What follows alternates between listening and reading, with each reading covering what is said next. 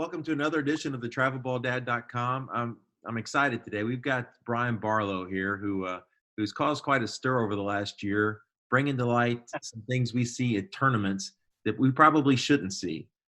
Brian, welcome to the interview.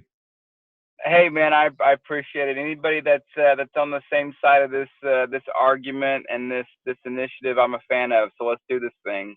That's great. And for those of you that don't know my background, I used to be a professional baseball umpire for a long time, did it collegiately for a long time, and stepped off the field a few years ago to see my kids do their thing on the weekends instead of me out there running around doing what I did. So having a perspective of that official, having now turned full-time travel ball dad, I get both sides of the officiating and sometimes the parents' beefs. And Brian is a soccer referee, and he was seeing some things at his games and tournaments that he didn't want to see either.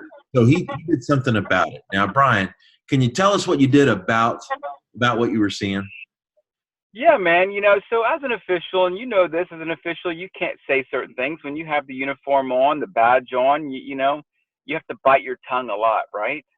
And so I thought, Facebook is really, really popular, and I thought, I'm going to start a page, and I'm going to basically be the referee that calls you out. As you know, parents or people that are watching these youth sporting events, they think they're experts, but they're not even close. They don't understand the tactics, the techniques, the fundamentals, the fitness level. They don't know any of the descriptive elements of what we're looking for, how we make decisions. I mean, they're really just biased and clueless by most accounts, and that's okay. They haven't spent hours upon hours in training and education and passing tests, and so what they have in their mind isn't reality. So I started this Facebook page called Offside, basically to call people out, to make them understand and realize that the things they're saying at youth sporting events is actually very toxic and venomous to the game. It sucks away the innocence. It sucks away the purity of what youth sports should be about. So I started this page basically to make fun of them and to call them out and to make fun of the fact that they're a lot of times they're just inaccurate. They're wrong. And so the site got a little bit of a following. I have a pretty crazy sense of humor. I have really thick skin. I don't get offended hardly at all. And so I just used it to really put myself out there and to really make people try to think different when they're at youth sporting events. And a buddy of mine sent me this video of this really horrific scene that I saw that took place in this at the soccer game in Arkansas, and this was about a year and a half ago. And it was a video of a mom who was mad at a call or a non-call at a U10 soccer game. And she was so mad, the ref comes over and she says a couple of things to the ref. And as the ref walks away, it's a youth referee. And as the youth referee walks away, she takes the soccer ball and she kicks it at the referee, hits the referee. And at that point, the whole sideline starts yelling and it turns into this horrific scene, all while these U10 soccer players are absorbing, watching, taking it in. Hopefully not, but probably are starting to become what they're seeing. So I posted that video on the Offside page.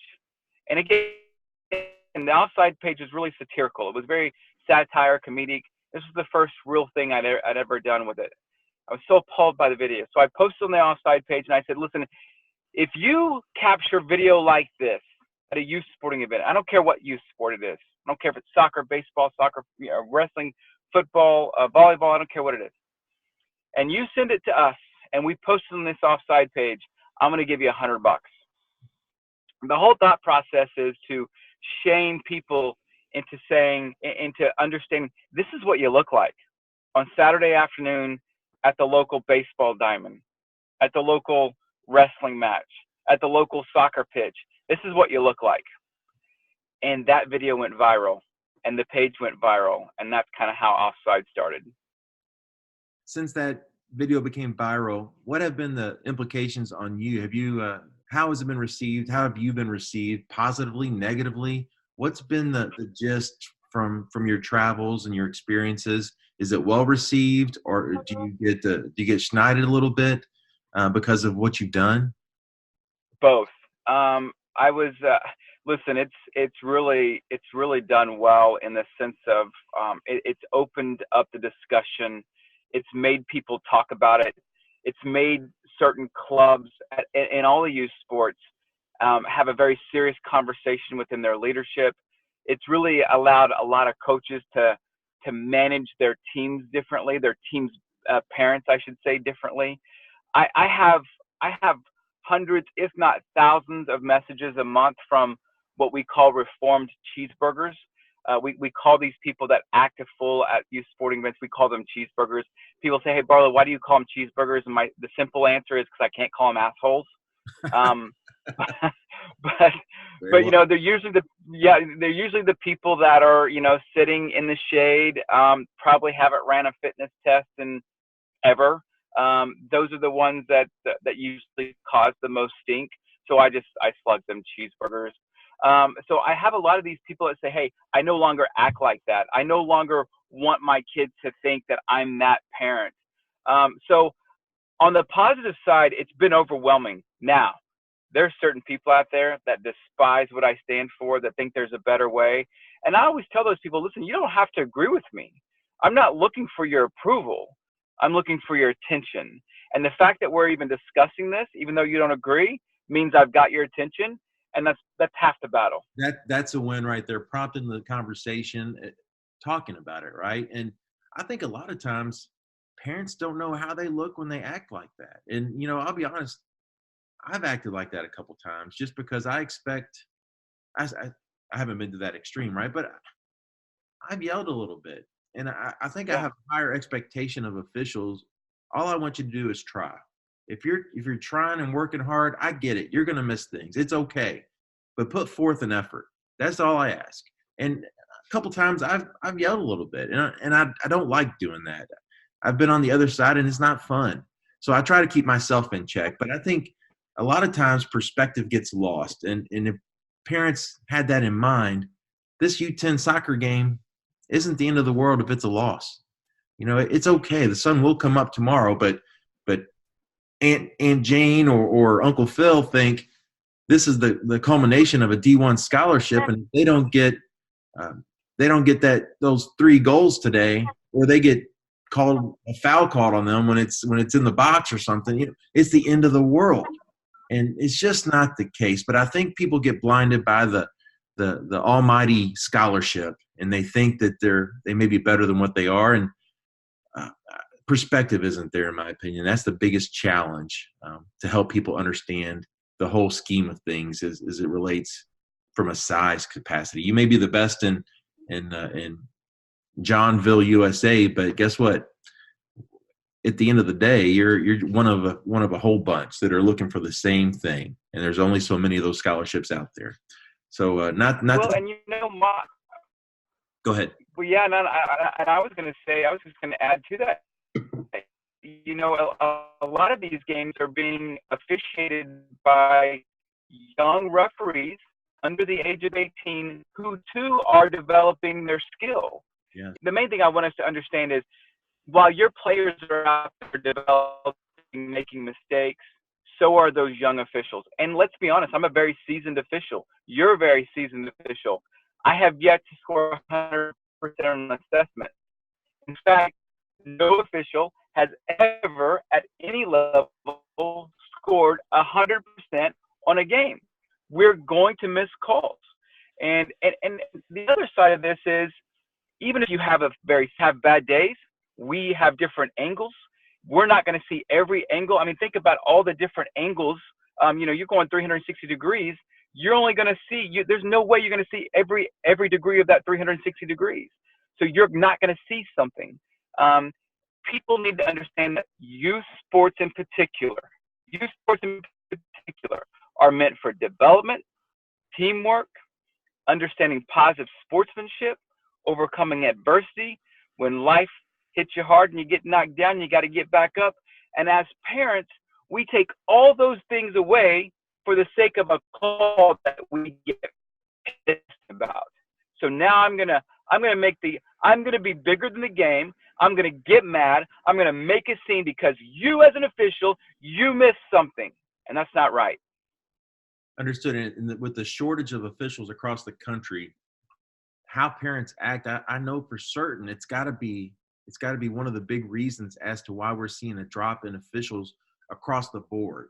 I read something somewhere, 30% decrease in sports officials, and I get it, right? Who wants to go out there for 30, 40, 50, whatever you're getting, and get yelled at for 2 hours um, when you're doing your best? And it makes it hard to fill the funnel with the youth officials who someday become old officials, and it just makes it hard to put a good product out there because nobody wants to go through that. I can stay at home and get in trouble and get yelled at and not make $40, right?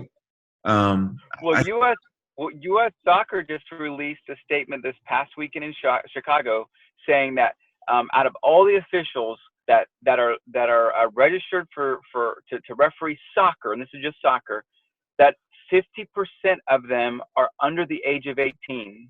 wow. And after 2 years, there's like a 35% drop off of those officials under 18. They have it's just what you said. They have the mindset of, okay, I don't need this.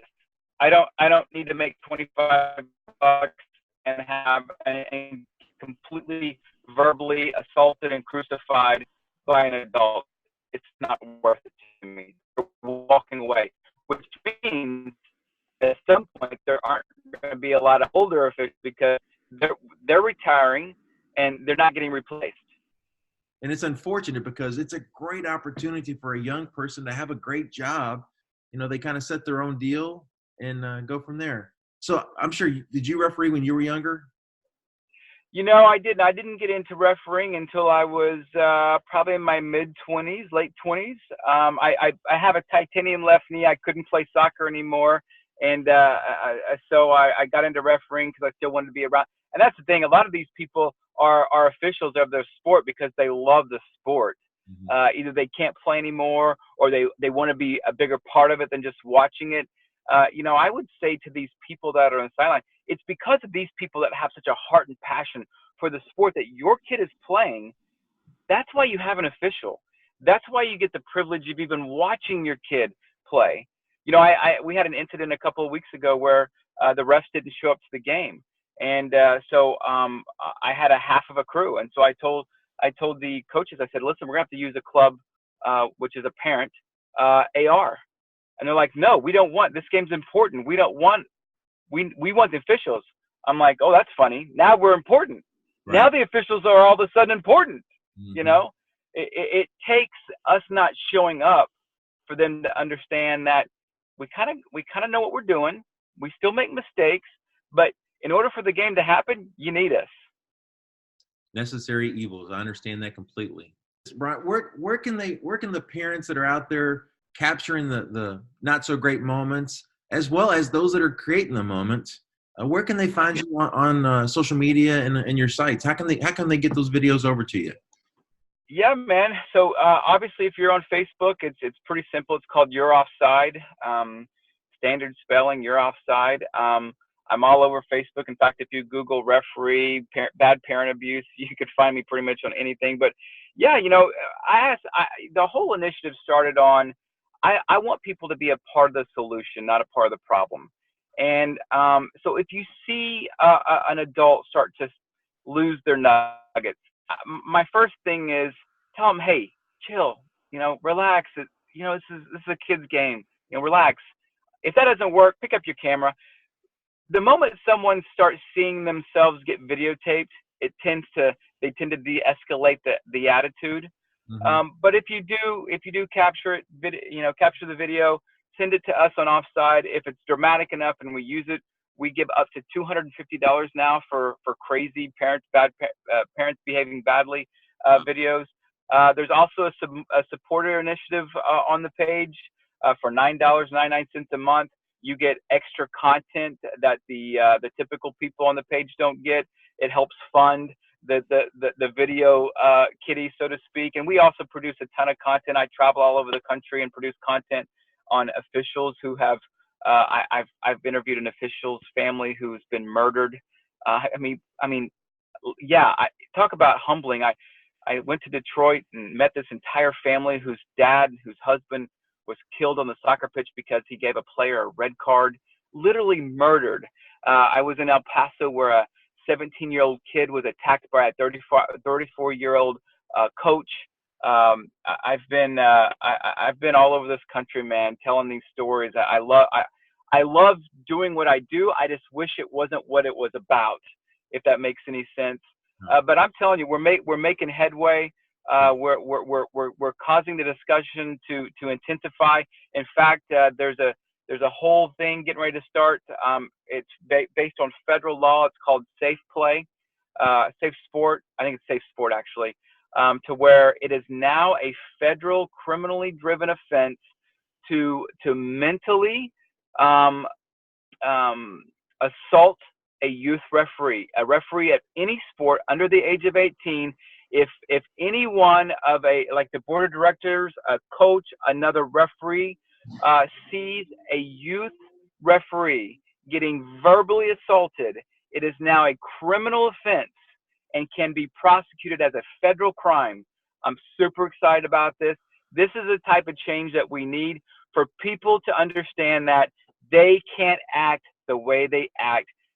They're going to get called on the carpet for it if they do it. And if this happens enough times, it'll change the entire culture of what we're seeing. And that's what I'm super excited about. That is exciting. It gives our young people a chance, right? And yeah, right. It allows them to do it a lot longer than just 3 years. That's right great. on. That's great stuff. Well, Brian, I'll push this out in the notes. I really appreciate you taking the time. I've got so many more questions I want to ask, but we'll do this over time, right? This will be the last time we talk. So awesome. Follow Travel About That. Make sure you go to his site and follow it. If you're seeing things that are taking place that probably shouldn't be taking place, have a conversation with the parent. And if that doesn't work, capture their butts on video. It's amazing what people will do when they know they're being filmed. And having been filmed a lot, and yeah, to Brian's point, nobody's had a perfect game before, and I can join that club. And unfortunately, a lot of my unperfect games were on TV, and sometimes TV doesn't lie, right? But video is amazing. But Brian, thank you so much for taking time out of your day to talk with us. And